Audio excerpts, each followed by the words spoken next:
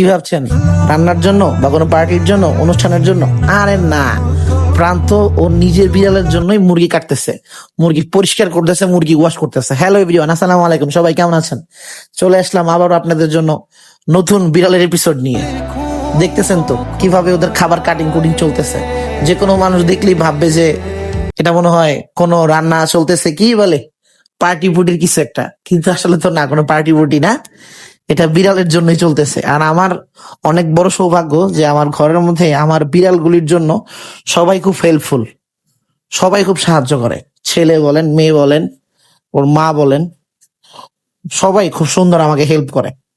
এই কাজগুলি তো আমি কখনো করতে পারি না, ওরাই করে। আর আমি ভিডিও করি দাঁড়ায় দাঁড়ায়, দেখি আর কি কিভাবে কি করে।